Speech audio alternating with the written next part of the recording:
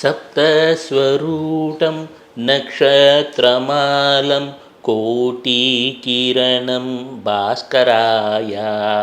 அப்பொழுது 7 வித குதிரைகளை ஓட்டுகிறார்.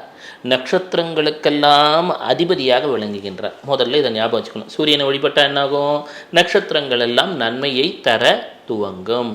அதே போல ஸ்வேதாவர்ணம் ஸ்படிகாசீலம்.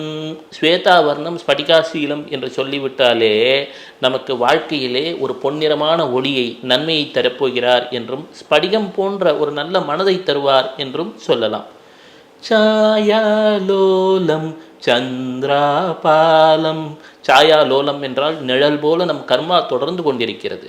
அந்த நிழலான கர்மாவை நீக்குவதற்கான வழியும் சொல்லித் தருவார். சந்திராபாலம், நமது மனம் என்று சொல்லக்கூடியது சரதி இந்திரஹா என்ற வெவ்வேறு எண்ணங்களிலே சென்று கொண்டிருக்கிறது. ஒரு 2 நிமிஷம் கண்ணை மூடி அப்படியே ஒரு வெண்மையான ஒளியை தியானம் பண்ணி பாருங்களேன்.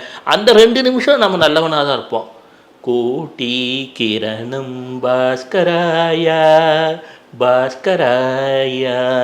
வாழ்க்கையில் நல்லா தாங்க இருப்பீங்க. சிவசிவா.